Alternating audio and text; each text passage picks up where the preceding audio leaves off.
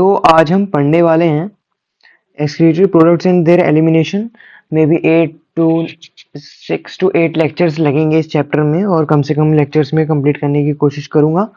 और सबसे पहले लेक्चर आज हमारा लेक्चर 1 है, तो इसकी अपनी हेडिंग डाल लेना डे टू अपनी कॉपी वॉपी में, जो मतलब तुम समझ रहे हो तो ऐसे समझ लो, वरना नोट्स बनाओगे तो और अच्छा रहेगा तुम्हारे लिए।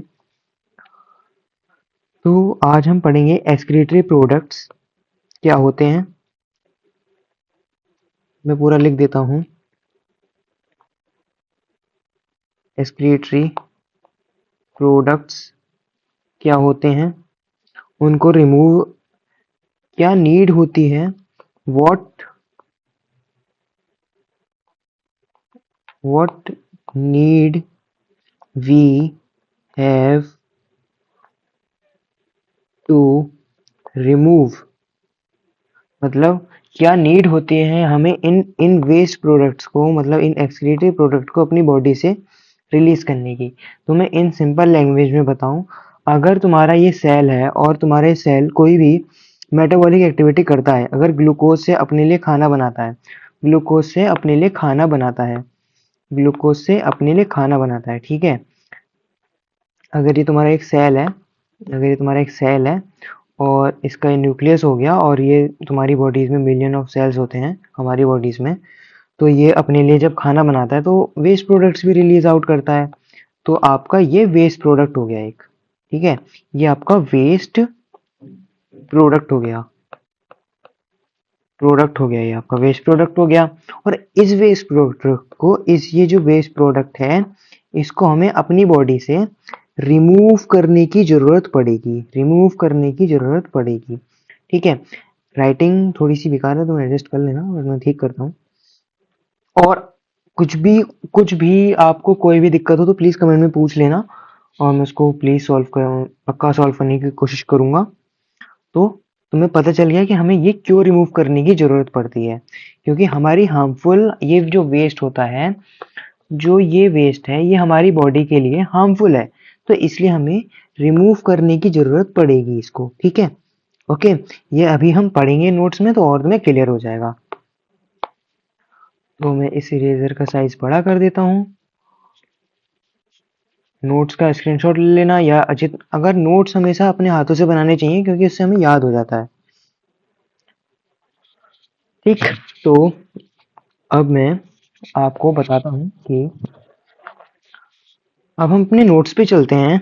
तो excretory products and there elimination, chapter का नाम क्या है, excretory products and there elimination, lecture number 1 अपनी कॉपी में डाल लेना, ठीक। तो सबसे पहले मैंने तुम्हें बता दिया वेस्ट प्रोडक्ट हमें रिलीज करने की क्यों जरूरत पड़ेगी, वेस्ट प्रोडक्ट क्या है ये मैं भी बताऊंगा। उसके बाद में कैसे किस किस थ्रू से, किस स्ट्रक्चर से हम इस वेस्ट प्रोडक्ट को रिमूव कर सकते हैं ये मैं भी बताऊंगा। और भी बहुत कुछ वीडियो में बात होने वाली है। तो इसको रिमूव कर देते हैं और अब चलते हैं नोट्स की तरफ। Excretory products and there elimination, substance like NH3, urea, uric acid, CO2, H2O, ions like sodium, K positive, calcium, sulfate and phosphate, इन आयंस को रिमूव करने की हमें जरूरत पड़ेगी। Are present accumulate due to the metabolic activities, metabolic activities कौन करेगा, हमारे सेल्स करेंगे, ठीक है। और देखो मैंने कहा था ना, ये हमें पार्शियल कंप्लीटली और पार्शियली रिमूव करने की जरूरत पड़ेगी, पार्शियली या कंप्लीटली इन्हें रिमूव करने की जरूरत हमें पड़ने वाली है, ओके।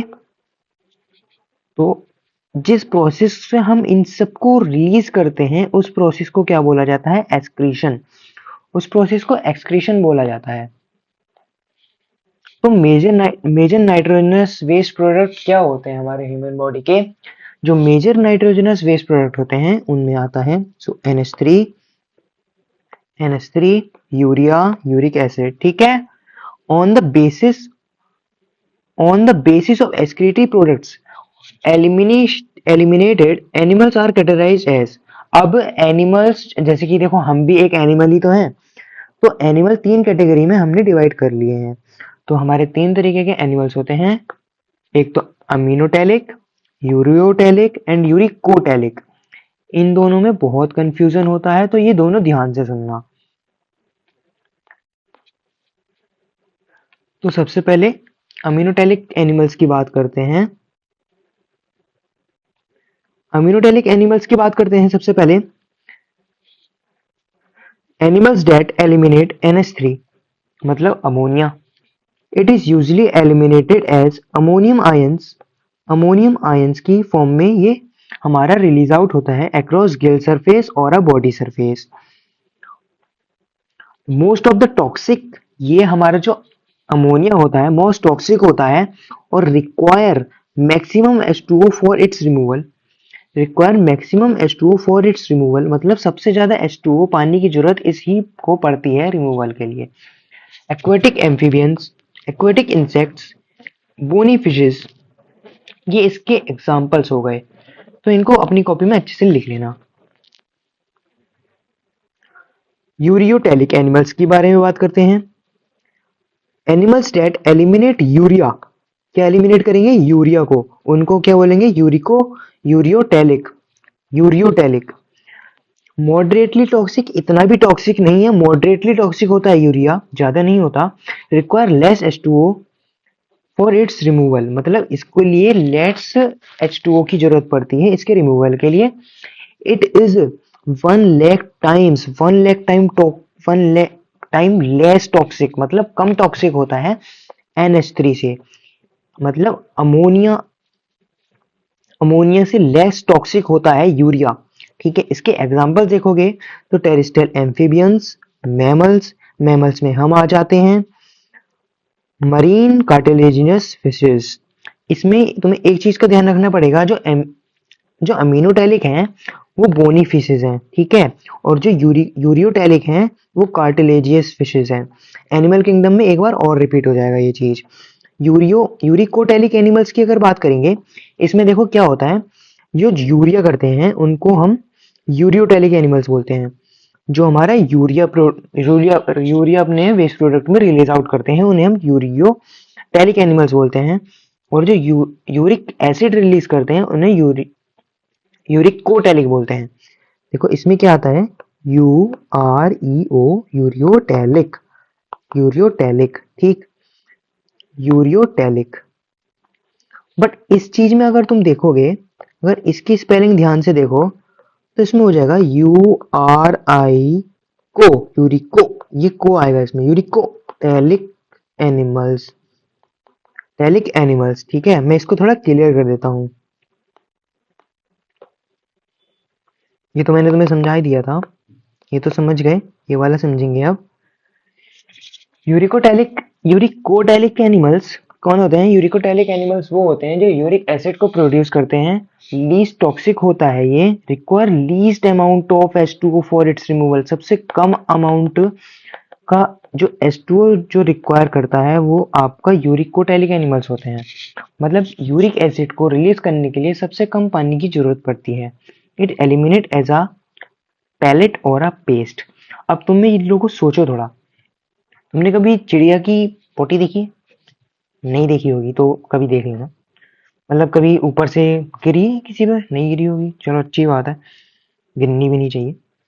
एक गाढ़ा सा पेस्ट निकलता है, जिसने भी देखी होगी, एक वाइट सा पेस्ट होता है, येलो सा, ग्रीनिश सा, मतलब एक पेस्ट, बहुत गाढ़ा सा पेस्ट होता है, उसकी फॉर्म में वो अपना एक्सक्रीटा और एक्सक्रीटिव प्रोडक्ट को बाहर रिमूव आउट कर देते हैं।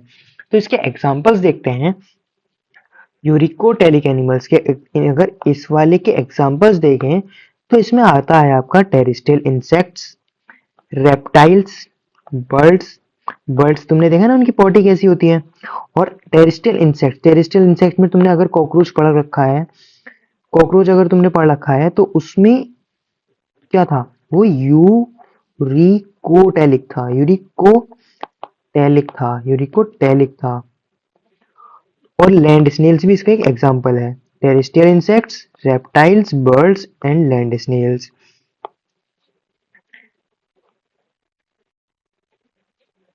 अब तुम इसका स्क्रीनशॉट ले लो, मैं क्लियर कर देता हूँ, जूम भी कर देता हूँ एक बार, तुम अच्छे से देख लेना, इसका स्क्रीनशॉट ले लो सब।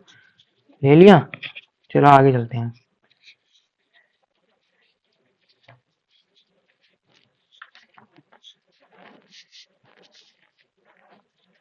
अगर एक्सक्रीटरी स्ट्रक्चर्स की बात करें, एक्सक्रीटरी स्ट्रक्चर्स मतलब जो जो स्ट्रक्चर्स यूज होंगे एक्सक्रीशन में, तो अगर हम इन चीजों की बात करें तो इसमें आता है excretory structures.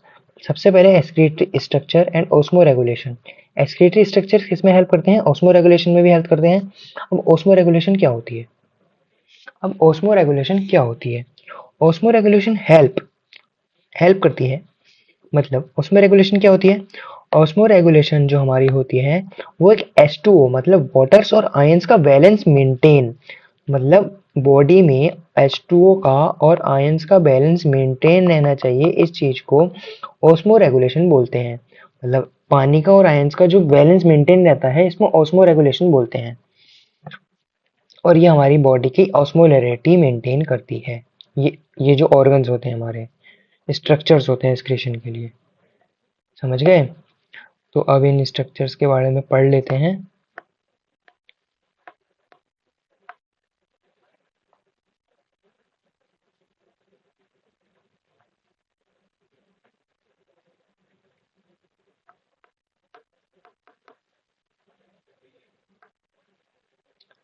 Excretory structures, excretory and osmo regulation, ये सब अपनी पढ़ लेना एक बार लाइन को, ठीक है। सबसे पहला स्ट्रक्चर होता है प्रोटोनेफ्रेडिया या फ्रेम सेल्स, ठीक। प्लेटीहेलमिन्थिस फॉर प्लेटीहेलमिन्थिस के पास होता है आपके फ्रेम सेल्स या प्रोटोनेफ्रीडिया, जिसका प्लेटीहेलमिन्थिस का एग्जांपल है नेफ्रीडिया। प्रोक्रोडेट्स, प्रोक्रोडेट्स सब फाइलम है। सिफेलोकोडेट एग्जाम्पल है इसका, इसके तीन नाम है, ब्रांकियोस्टोमेटा, एम्फिओक्सिस, लैंसलेट। ये तीनों नाम याद होने हैं, एनसीईआरटी में लिखे हुए हैं एज इट इज, तो याद करने हैं। सम एनिलेट्स, रोटिवर्स, जू प्लैंक्टॉन्स, ये सब एग्जाम्पल याद करने हैं, ये पूरी की पूरी टेबल ही याद करनी है। नेफ्रीडिया, नेफ्रीडिया क्या होता है तुमने सुना भी होगा। नेफ्रीडिया एक आर्थ्रोपोडा में पाया जाता है और अर्थवॉर्म में स्पेशली। जब तुम एनिमल किंगडम यहाँ पढ़ोगे तो उसमें अर्थवॉर्म के, जब तुम आर्थ्रोपोडा के बारे में पढ़ोगे तो उसमें तुम्हारी नेफ्रीडिया रेडिया के बारे में बताया भी गया है एनिमल किंगडम में। एंटेनरी ग्लैंड और ग्रीन ग्लैंड के बारे में अगर हम देखें तो इन सब आर्थ्रोपोडा में पाया जाता है। सब फाइलम है, सब फाइलम है क्रिस्टो क्रिस्टास क्रिस्टियंस, इसका एग्जाम्पल है प्रॉन्स, ठीक। ये सब याद करने हैं। मेल्फिजियन टिब्यूल, मेल्फिजियन टिब्यूल याद करो किस चीज में था? कॉकरोच में था। कॉकरोच का फाइलम कौन सा है? आर्थ्रोपोडा। मेल्फिजियन टिब्यूल्स, कॉकरोच की वीडियो भी बनाऊंगा, वो भी देख लेना, इस चैनल पे मिल जाएगी। इन सम आर्थ्रोपोडाज क्लास इंसेक्टा, मैंने कहा था ना कॉकरोच के अंदर होता है मेल्फिजियन टिब्यूल। अगर मैं तुम्हें बताऊं भी तो कॉकरोच का हेड ये हो गया और कॉकरोच की बॉडी ये हो गई। तो छोटे छोटे पोर्स होते हैं मेल्फिजियन टिब्यूल्स के लिए, उसी से अपना ये एक्सक्रीशन को बाहर फेंक देता है। Wait a minute, wait a minute, Malpighian tubules, Malpighian tubule आपके इसके इंटेस्टाइनल ट्रैक में मिलते हैं बहुत सारे। जब मैं कॉकरोच बताऊंगा तो तुम उसमें देखना प्लीज, वो वीडियो भी बहुत अच्छी लगेगी तुम सबको। पहले हम अब ये पूरा हो गया। देखो मेल्फिजियन टिब्यूल याद रखना कॉकरोच में पाए जाते हैं। कॉकरोच का जो फाइलम है वो आर्थ्रोपोडा है और जो उसकी क्लास है वो इंसेक्टा है। किडनी तुम सबको पता ही है, हम में पाई जाएगी। Vertebrate, fishes, amphibians, reptiles, birds, mammals, mammals में तो हम आ ही गए, ठीक। तो अगर अब मैं इस स्लाइड को क्लियर करूं तो तुम सब स्क्रीनशॉट ले लेना।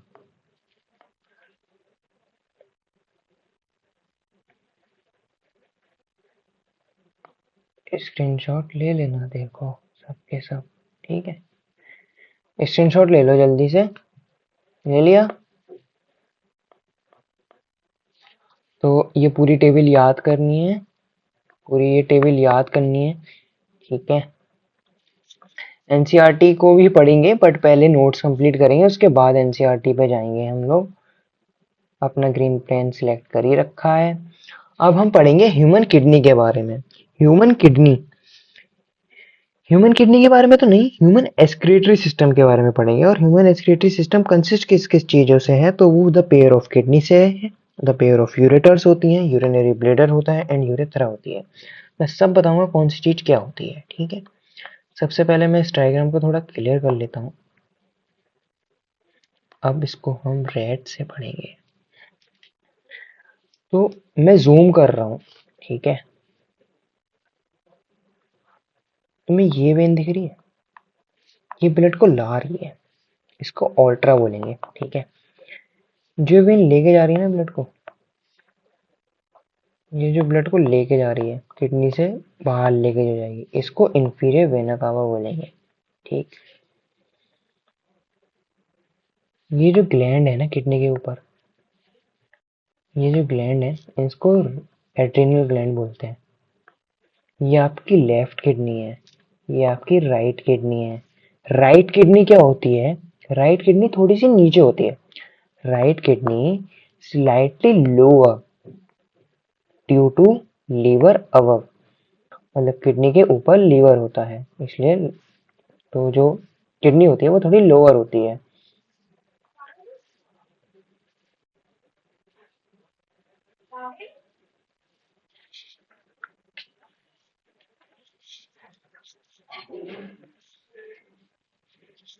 और लेफ्ट किडनी रीनल वेन जो आपकी किडनी से ब्लड को लेकर जाएगी और वो अटैच हो जाएगी इंफीरियर वेना कावा से। और जो ऑल्ट्रा से ब्लड किडनी में लेकर आती है, जो आपको ये दिख रही है, जो तुम सबको ये दिख ही रही होगी, ये जो ये दिख रही है, इसको रीनल आर्टरी बोलते हैं, रीनल आर्टरी। ये हो गया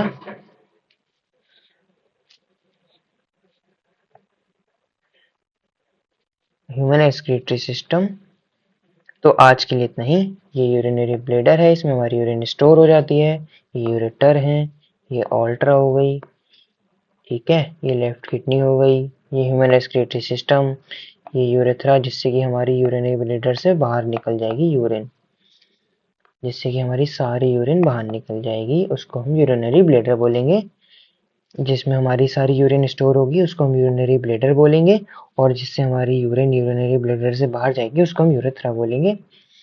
चलो आज के लिए इतना ही, मिलते हैं नेक्स्ट वीडियो में। इस वीडियो को लाइक कर देना, चैनल को सब्सक्राइब कर देना प्लीज़ दोस्तों, प्लीज़ अच्छे अच्छे कमेंट कर देना, और तुम्हें वीडियो अच्छी लगी तो प्लीज़ लाइक कर देना। बाय।